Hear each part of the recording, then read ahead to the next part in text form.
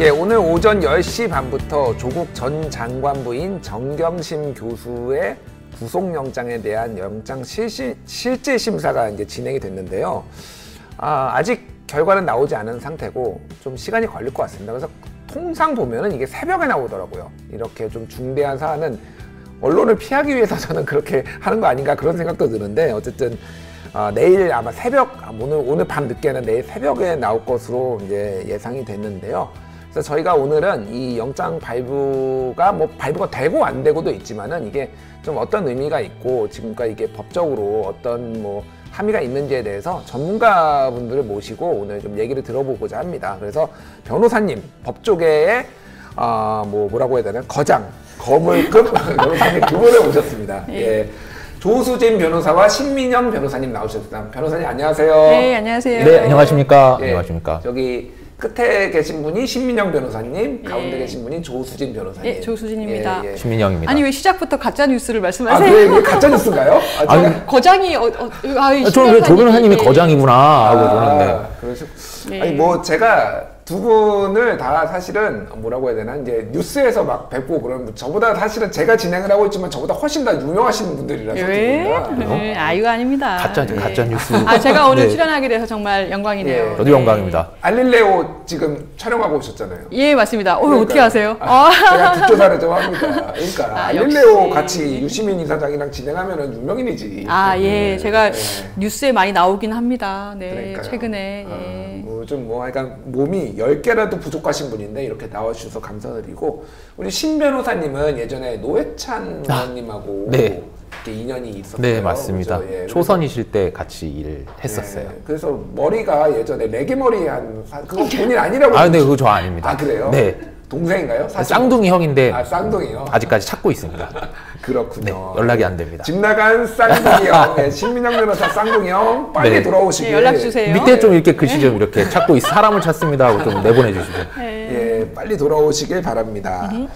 자, 먼저 질문 그냥 단도직입적으로 먼저 두 분께 먼저 드릴게요. 예. 오늘 영장 기각됩니까? 발부됩니까? 어떻게 보세요? 조 변호사님. 이게 법적으로 엄격하게 말씀드리면 굉장히 긴 얘기인데 저는 일단 기각될 거라고 예상하고 있습니다. 기각으로 보시고. 네. 네, 신 변호사님은? 저는 반반이었는데 네. 베팅을 한다면 저는 기각 쪽에 베팅을 한번 해보고 싶습니다. 그래요? 두 분 다 기각? 네. 이게 제가 저도 이제 변호사님들 모시기 전에 기사도 읽고 이런저런 했는데, 발부 쪽에 약간 저는 무게가 더 실린 어떤 기사들이나 이런 걸 많이 봤어요. 근데 전문가분들이 어쨌든 정확하게 보는 이유가 있을 것 같아요. 일단은 먼저 우리 신 변호사님부터 왜 그러면 반반이었다가 좀 더 기각 쪽으로 갔는지 요거를 좀 말씀해 주세요. 그러니까 발부의 그 가능성을 둔 이유는 그러니까 모르겠어요. 그 동양대에서 PC 갖고 나오는 장면이 어쨌든 찍혀서 뉴스도 타고 그랬었잖아요. 그래서 증거 인멸 소위 말하는. 거기에 대해서 정경심 교수 측도 어떻게든 해명을 하시겠지만 어쨌든 그 자체로 놓고 봤을 때는 증거 인멸 시도로 해석될 가능성도 있긴 해요. 하지만 그럼에도 불구하고 기각 가능성이 있다라고 본 이유는 일단 요새 법원에서 잘 구속영장 잘 안 내줍니다. 의뢰인들한테 이제 상담하고 심각하게 좀 어느 정도 마음의 준비를 하셔야 됩니다 하고 들어갔다가 그날 저녁에 저 변호사님 저 나왔습니다 이 전화를 받은 적이 요새 여러 번 있거든요. 그래요? 네, 그래서 일단 법원의 추세가 그렇고요. 두 번째는 그러니까 좀 이렇게 한번 보고 싶어요. 그러니까 증거가 만약에 충분히 수집이 됐다, 그리고 충분히 수집이 안 됐다, 두 가지 경우가 있는데 증거가 충분히 수집이 안 됐다면 당연히 구속이 안 되겠죠. 근데 증거가 충분히 수집이 됐다면 제가 만약에 정경심 교수 변호인이라면 이렇게 주장을 한번 해볼 것 같아요. 검찰 당신들이 지금까지 압수수색 여러 차례 하고 증거 모을 만큼 모으지 않았냐. 결국은 이 상황에서 구속하려는 건 결국엔 자백 하나가 없는 것 뿐인데 자백을 구속을 해서 혹시 받아보겠다는 시도 아니냐. 그래서 증거 나올 만큼 나왔고 더 이상 더 수집할 것도 없을 테니까 그냥 밖에 나와서 좀 변호 준비를 할 수 있게 해달라. 저럼 이렇게 변호를 해볼 것 같고. 이렇게 많이 압수수색을 했는데 아직도 지금 무슨 증거를 못 찾은 게 있냐? 다 수집한 거 아니냐? 검찰 너희들. 네, 증거인멸 가능성이 이제 더 없다고 봐야 된다. 이렇게 한번 저는 접근을 해볼 것 같아요. 그렇군요. 우리 조 변호사님은 어떤 이유로 그럼 기각 쪽에 보시나요? 지금 구속할 만한, 그러니까 모든 재판이 다 구속으로 진행되는 건 아니잖아요. 예, 예. 불구속 재판이 훨씬 더 많습니다. 예, 예. 그러면은 구속될 만한 중죄에 해당하는 게 뭐냐, 사모펀드밖에 없어요. 사모펀드. 예. 근데 그 사모펀드 관련 건에서 뭐 뒤에 자세히 말씀드리겠습니다만은 오촌 조카인 조범동의 횡령과의 공모의 증거가 부족하다는 거죠. 예. 결국에 횡령한 사람은 조범동이에요. 정경심 교수가 아니죠. 정경심 교수는 아니죠. 근데 검찰에서 혐의를 두고 있는 거는 횡령을 알고 그 돈 중에 일부를 받았다. 그러니까 공범이다라는 건데 그 점에 이제 대해서 검찰이 보고 있는 거는 뭐 유가증권이라고 해야 되나? 그게 네. 나온 것이 정경심 교수 것이 아니냐 뭐 이런 예, 식으로 맞습니다. 혐의를 두고 그래서 있는 것 같아요. 예. 그게 이제 범죄 수익 은닉죄를 그 부분에 적용을 했다고 예, 이제 예. 구속영장 부분에서 브리핑이 됐는데 그게 범죄 수익이려면 어차피 조범동 씨가 횡령한 돈을 받은 것이었어야 돼요. 예, 예. 그러니까 조범동의 범죄에 대해서 그 정경심 교수가 사모펀드 관련해서 관여가 있어야 되는데 지금까지 언론에서 나온 증거가 만약에 다라면 검찰에서 모두 다 피의 사실을 공표하고 흘린 것이라면은 이 변호사로서 볼 때는 공범이다라는 증거가 결정적인 증거가 부족하다고 보이고요. 그렇기 때문에 구속 사안은 아니다라고 보는 거고 그 외에 두 가지 정도 더 있는 뭐 자녀의 그런 입시 관련해서 뭐 표창장을 위조했다. 그것은 일반적으로는 벌금 또는 뭐 끽해봐야 집행유예 정도이기 때문에 네. 집행유예 나올 사람을 법원이 구속하진 않거든요. 그리고 마지막으로 지금 증거 은닉 부분 컴퓨터 하드디스크 김경록 PB 시켜서 감췄다가 다시 줬다라는 부분은 예.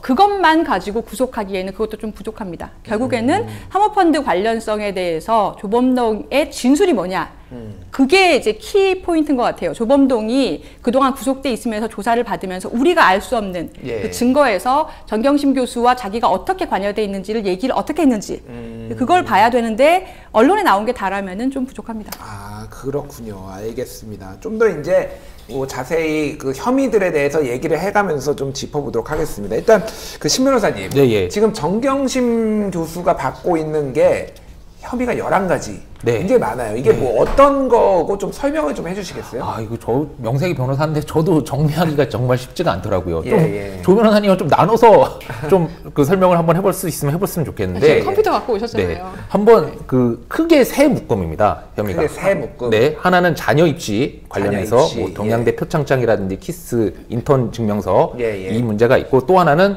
자택이랑 동양대에서 그 PC 갖고 나오거나 PC 예. 하드 교체한 부분이 있잖아요. 이 부분이 있고 증거 인멸에 관련된 부분. 네. 소위 그리고 세 말하는, 번째가 예. 지금 말씀하신 사모펀드 사모펀드, 부분이요. 예. 근데 사모펀드는 저도 사실은 변호사 좀 복잡해서 정말 잘 모르겠고 예. 저는 하나하나 다시 또 쪼개서 좀 설명을 뒤에 가서 그 세 가지에 대해서 좀 드릴 수 있으면 한번 드려보도록 하겠습니다. 예, 예, 알겠습니다. 일단은 크게는 뭐 근데 그 변호인 측에서는 그 정경심 교수 변호인 측에서는 두 가지 혐의, 그러니까 두 가지 사건인데 11가지로 부풀렸다 검찰이 뭐 이런 맞습니다. 식으로 발언을 했어요. 네. 근데 어쨌든 뭐 증거 인멸이 혐의를 받고 있지만 어쨌든 그거는 별도로 3가지로 이렇게 그러면 볼 수가 있는 건가요? 지금 그러니까 사실관계는 일단 세 개인 거고요. 예. 그러니까 지금 보면은 표창장 위조 등의 입시 부정 사실관계가 있어요. 근데 이제 죄명이 11가지라는 거죠. 그래서 네. 입시 부정이 하나가 있고 두 번째 사실관계는 사모펀드 투자라는 사실관계가 하나가 있고 세 번째가 증거 은닉 이 부분이 3가지가 있는 건데 각각에 대해서 제가 좀 자세하게 말씀을 드리면 들으시죠? 예. 동양대 표창장을 허위로 위조해서 딸인 그 조모 씨 대학원 진학에 이용했다라는 거는 그 사실관계에 대해서는 검찰에서 업무방해 죄, 혐의, 위계 공무집행 방해 행위, 그리고 허위 작성 공문서 행사죄, 위조 사무소 행사죄 이렇게 4개의 죄명을 적용했다고 합니다. 예. 그리고 사모펀드 운영사인 이제 코링크 프라이빗 에쿼티 부분에 대해서 관여했다라는 부분에 대해서는 업무상 횡령죄 예. 그리고 자본시장법 위반죄 이렇게를 적용을 했다고 그래요. 근데 그 중에서 뭐 허위신고, 미공개 정보 이용 이렇게 적용을 했다고 하고 마지막으로 이제 그 김경록 PB 시켜서 컴퓨터 뭐 숨겼다가 줬다라는 부분에 대해서 그 사실관계를 증거 은닉 교사 그리고 증거 위조 교사 이 2가지 혐의를 적용을 한 거죠. 그래서 3가지 사실관계인데 죄명은 11가지. 그렇게 된 거죠. 그래서 이제 그 변호인단이 좀 약간 이 변소를 한 것이 부풀렸다. 세네 가지로 기소해도 될 것을 최대한 끌어모아서 죄명을 쫙 이렇게 늘렸다. 이렇게 지금 말을 할 만. 중죄를 지은 것 같이 보이게 하기 위해서 검찰이 그렇게 좀 했다라는 게 변호인단 측의 주장인 것이죠. 그러니까. 그렇습니다. 그렇군요. 알겠습니다. 조금만 더 궁금 좀 하나씩 짚어볼게요. 그러니까 업무방해라고 이제 죄가 있는데 업무방해는 누구의 업무를 방해한 건가요? 지금 그러면 여기 검찰이 보는 시각에서는? 그러니까 저희가 구속영장 원본을 당연히 볼 수가 없죠. 개인정보이기 때문에. 그래서 이제 구체적으로 정확하게 알기는 어려운데 지금까지 언론에 나온 거를 바탕으로 생각을 해보면 이제 위조해서 냈으면 대학교 입시가 그럼 방해됐잖아요.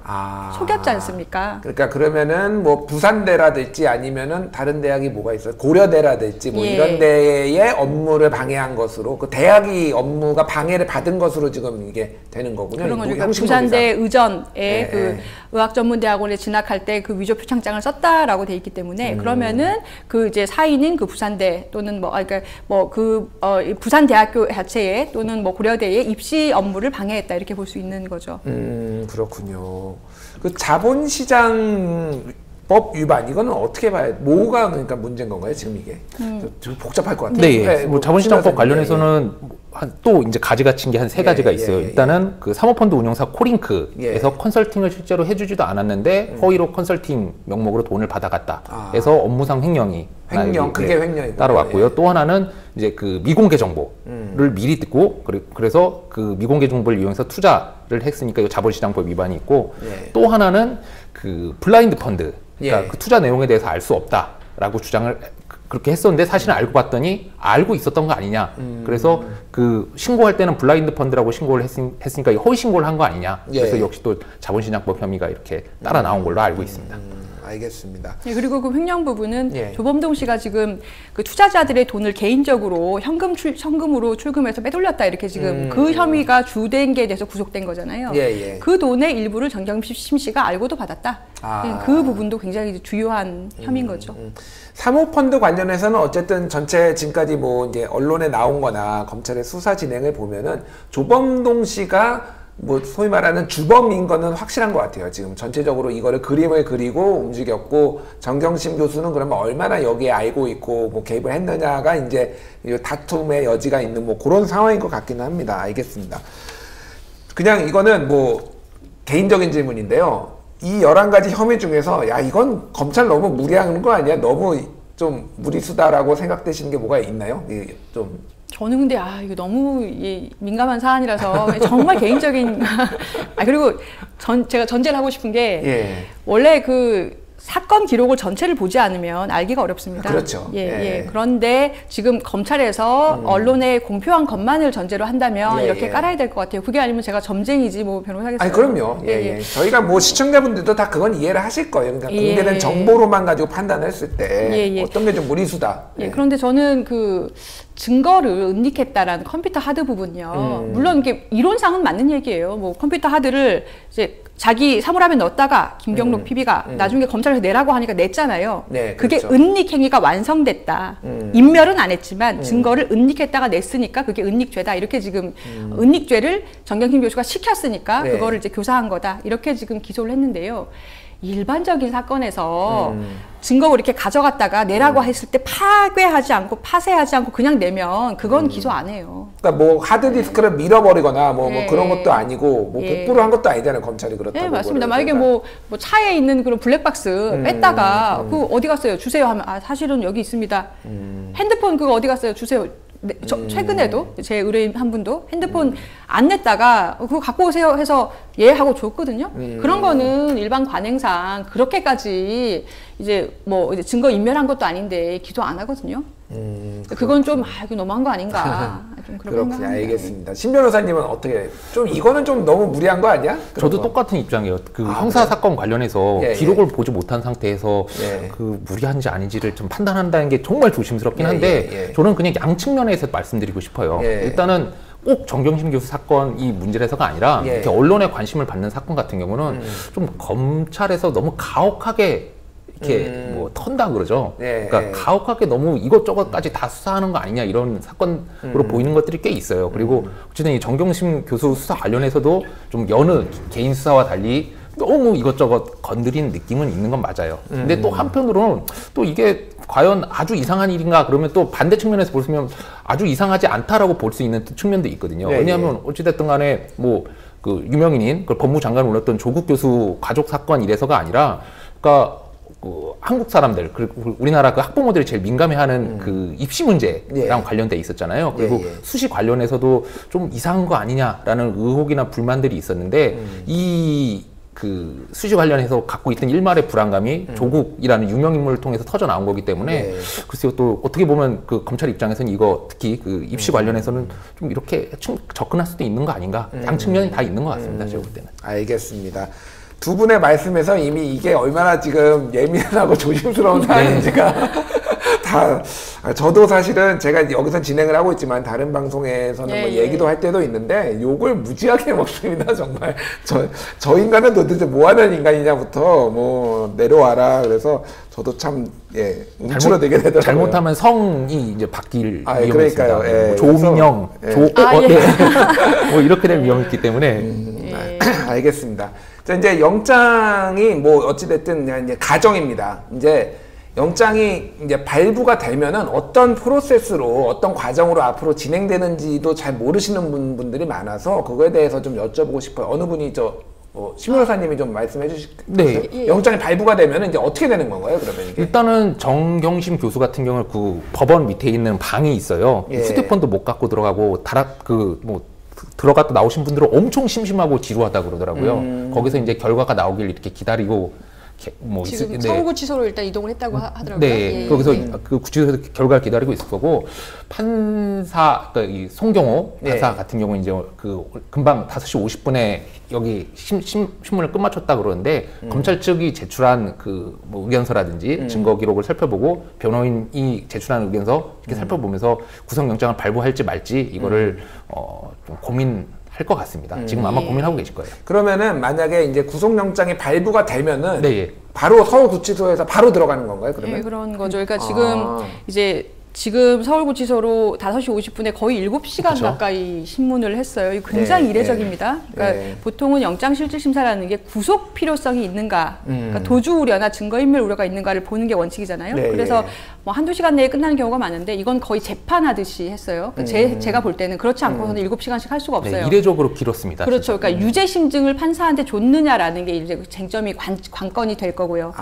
거의 그러니까 검찰도 아마 자기들 증거를 다 깠을 거고 지금 명운을 걸었을 거 아닙니까? 그리고 변호인단도 거의 재판하듯이 국민참여 재판하듯이 하루 만에 지금 7시간 한 거고요. 그거를 이제 판사가 오늘 밤에 나온다는 게 그걸 그럼 다 봐야 될 거 아니에요, 다시. 그게 뭐 이만큼 된다면서요, 이만큼. 예, 이만큼 되겠죠. 그 얼마나 냈겠습니까? 굴비 기록을 내지 않았을까? 흔히 우리 한 권, 두 권 넘어가면 굴비 기록이라고 부르잖아요. 굴비 기록을 아마 냈을 겁니다, 이렇게 엮어서. 굴비 엮듯이 이렇게 엮어서. 그렇죠. 기록이 네. 엮어져 있다 해서. 그래서 그걸 아마 이제 그 송 판사님이 다 보시고 나서 결론까지 내리면 아마 새벽이 아니겠느냐라는 건데, 그러면은 오늘 만약에 영장이 발부가 되면은 지금 서울구치소에 대기하고 있다가 바로 서울구치소에 입소를 하는 거죠. 바로? 예, 바로 이제 신체 검사 받고, 이제 수감번호 받고 그런 절차가 있거든요. 그냥 뭐 지문 찍고 어쩌고 하는 거를 다 해가지고 수감이 되는 거고, 앞으로 열흘 정도 안에 구속 적부심사라는 걸 한 번 더 할 수가 있습니다.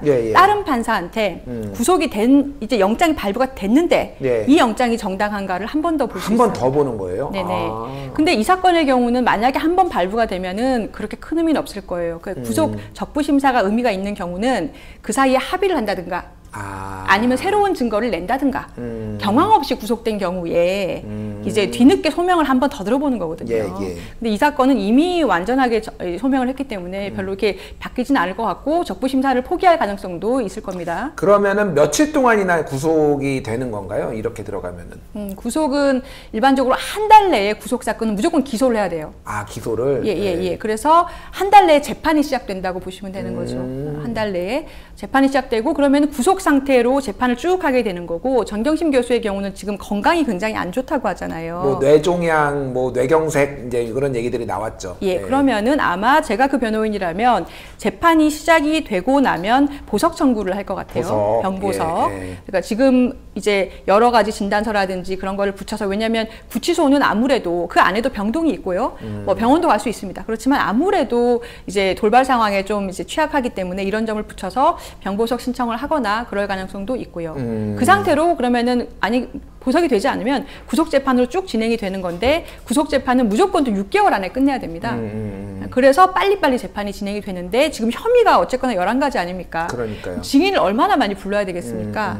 그러니까 만약에 6개월 동안 재판이 안 끝나면 그 다음에는 불구속 상태에서 재판을 받게 되거나 아니면 6개월 안에 굉장히 빠르게 뭐 매주 재판을 한다든지 이런 식으로 진행이 되는 거죠. 박근혜 전 대통령 같은 경우에도 구속이 된 다음에 이게 최장 6개월까지만 원칙적으로 할 수 있다면서요. 네, 맞습니다. 그래서 계속 이제 근데 연장이 됐잖아요. 그러니까 연장이 될 수 있는 조건은 그럼 어떤 거가 충족이 돼야 되는 건가요? 박근혜 대통령 같은 경우에는 원래 한 혐의 하나의 공소장으로는 6개월만 구속 재판할 수 있어요. 근데 추가로 기소가 계속 되니까. 다른 혐의로 계속 뭐 선거 뭐 개입한 것도 있고 뭐 이를테면 국정농단 사건도 있고 여러 가지가 있었죠. 그러니까. 그러다 보니까 그러면은 새로운 범죄에 대해서 다시 또 구속 기간이 시작되는 거예요. 그런 경우가 좀 특이한 케이스였고요. 특이한 케이스네요. 그러니까 박근혜 대통령 같은 경우에는 또 하다 안 되면 이제 영장 기간이 만료돼 갖고 중간에 또 나와가지고 재판 받는 경우도 있고 그렇습니다. 네, 그렇군요.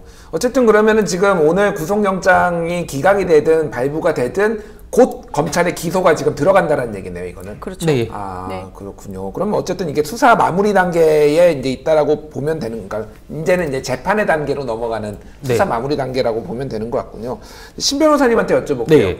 아까 전에 조 변호사님이 그 이제 뭐 뇌경색 말씀을 하셨어요. 그 건강 상태. 근데 이런 것들이 영장이 나오는데 영향을 많이 줍니까? 발부 여부에? 법을 지배하는 가장 큰 원칙 중에 하나가 비례 원칙이에요. 그러니까 혐의가 어느 정도 상당하다 하더라도 그거랑 비교해서 너무 사람이 아프다라고 하면 이게 분명히 고려가 될 거고요. 그러니까 혐의와 그리고 그 정경심 교수 그의 증상, 그 증세와의 그 밸런스 그러니까 어느 정도 되느냐에 따라서 결과가 충분히 달라질 거라고 봅니다. 혐의가 아주 중대하다. 근데 의외로 생각했던 것보다 그렇게 아프지가 않았다. 그러면 구속이 될 가능성이 높고 그 반대.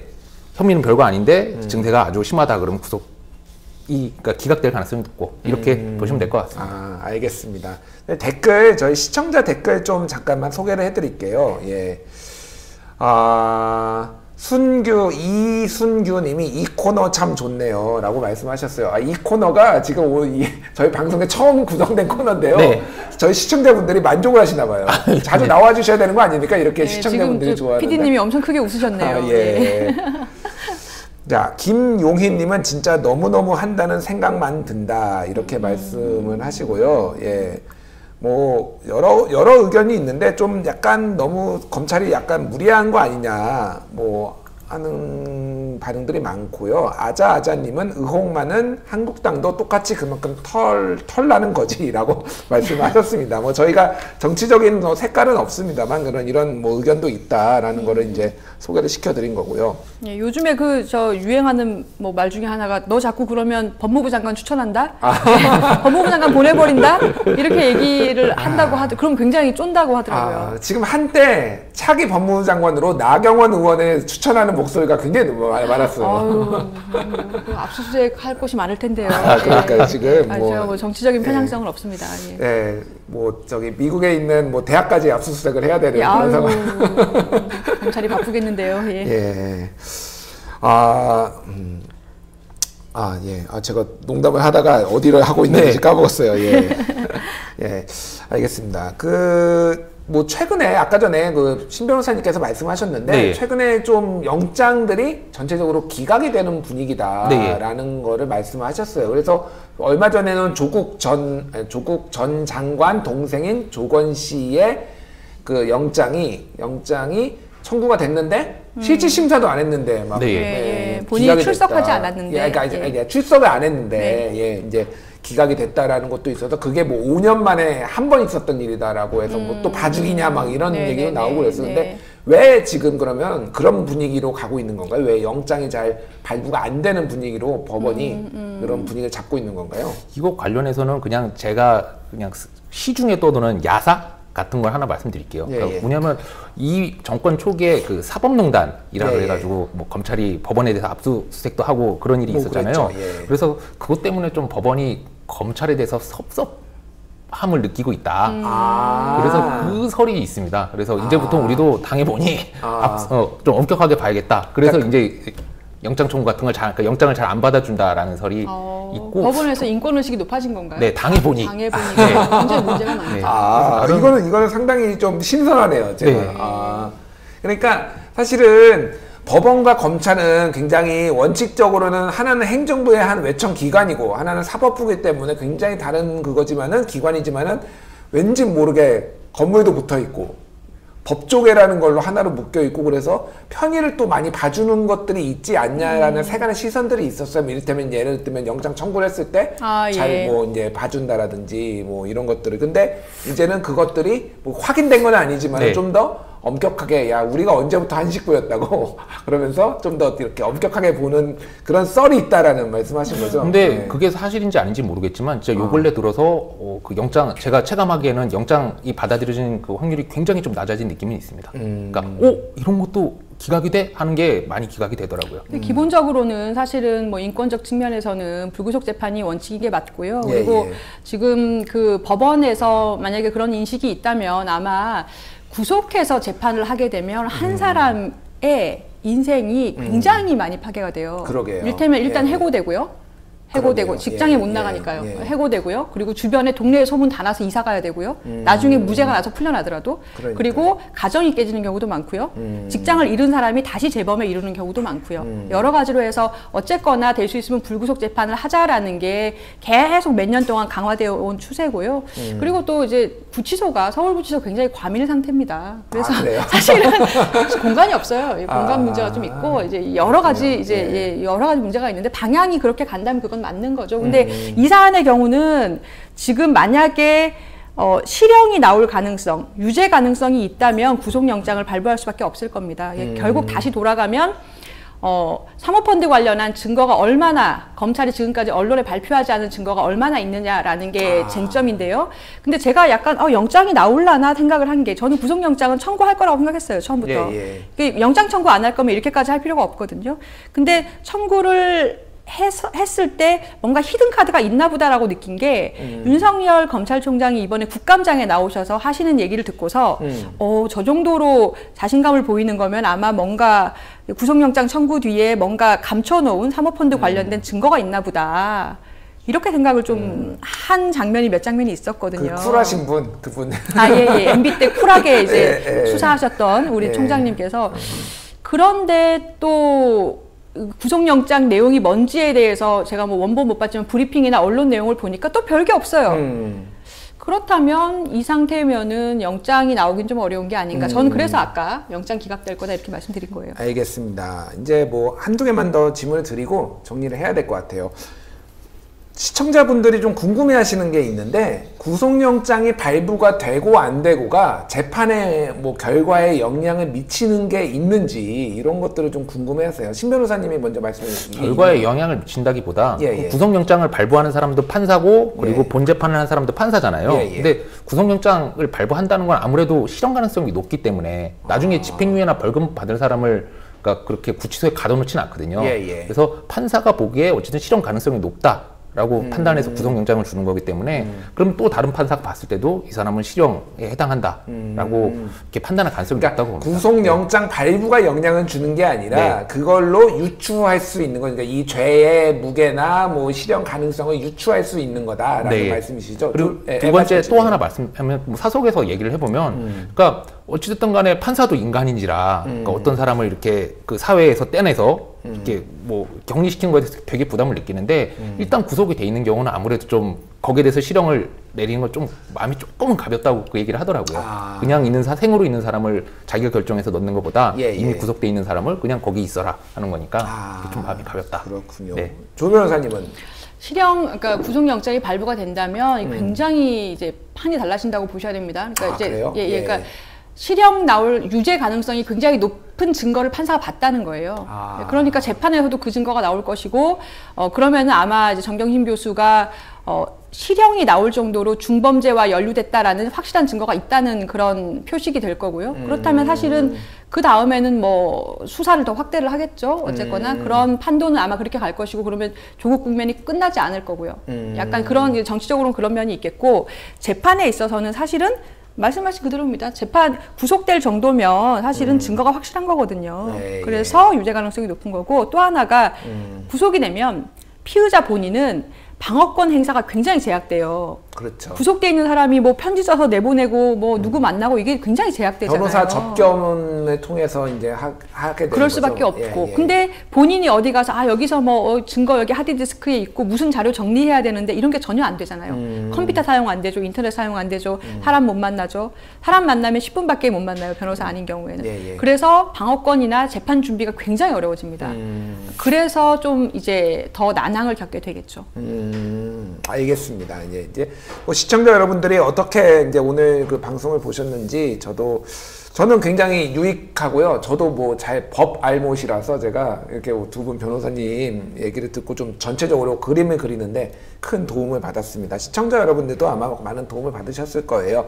자, 이제 진짜 마지막 질문. 자, 이제 뭐 이거 정경심 교수 구속과는 영장 뭐 발부 여부와는 별도로, 자, 검찰개혁에 이제 지금 얘기가 많이 나오고 있어요. 그래서 검찰개혁이라는 것이 어떤 방향으로 좀 가는 게 맞는지, 사실 이 두 분은 또 검찰하고 또 이렇게 계속 만나시는 분이라서 좀 껄끄러울 수도 있으실 것 같아요. 근데 어찌됐든 민감한 질문이지만은 검찰개혁이라는 것들이 지금 시대의 화두가 됐고, 그러니까 어떤 방향으로 가는 게 맞는지에 대해서 먼저 신 변호사님부터 말씀 좀 해주시겠어요? 저는 크게 한 3가지 정도로 보고 준비하셨군요. 있습니다. 3가지나.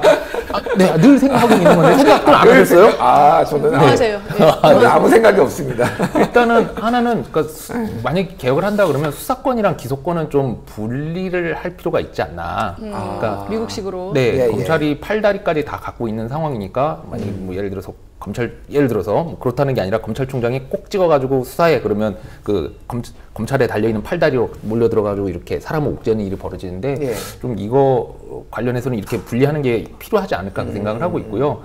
두 번째는 그 좀 다른, 이거 지금 논란이 되고 있지 않은 부분이긴 한데, 그러니까 자백 위주의 수사, 그리고 자백받는 과정에 대해서 뭐 실제로 수사 그 동석이나 이런 거 해보면 좀 깜짝 놀랄 때가 되게 많아요. 그러니까 조서를 꾸민다 그러잖아요. 근데 진짜로 사람이 하는 말을 그대로 받아 적어주는 게 아니라 계속 얘기를 해갖고 그 수사관이 이해할 수 있는 얘기만 적히는 경우가 되게 많아요. 그래서 정보 손실이나 이런 게 실제로 하고, 실제로는 사건에 있어서 굉장히 중요한 정보인데 조서에는 안 남긴 경우가 많아서 좀 다른 얘기긴 하지만, 그 검찰 조서나 경찰 조서 과정에서 그 CCTV에서 다 전 녹화를 해야 된다, 이렇게 보고 있고요. 그리고 나머지 3번째가 뭐였죠? 까먹었습니다. 네. 허경영의 10대 혁명 공약 같은 겁니다. 아세요? 모릅니다. 10대 혁명 공약인데 항목이 7개밖에 없습니다. 그래서 지금 그 3번째가 없다고요? 본인을 왜 허경영 씨하고 동급으로 만드시려고 이렇게 훌륭한 변호사님이. 법조계의 허경영. 예, 알겠습니다. 우리 조 변호사님은? 글쎄요, 저는 일단은 고비처나 검경 수사권 조정이 얼마큼 실효성이 있을 것이냐 논란이 많습니다만은, 어쨌거나 오랫동안 정책이 다듬어져 온 정책이고요. 지금 노무현 정부 때부터. 일단은 헌법재판소가 생길 때도 옥상옥 논란은 있었어요. 대법원이 있는데 왜 헌법재판소가 필요하냐. 그렇죠. 근데 생겼더니 두 기관이 견제를 하면서 서로 경쟁을 하면서 결국에는 헌법적인 기본권이 굉장히 신장된 건 사실입니다.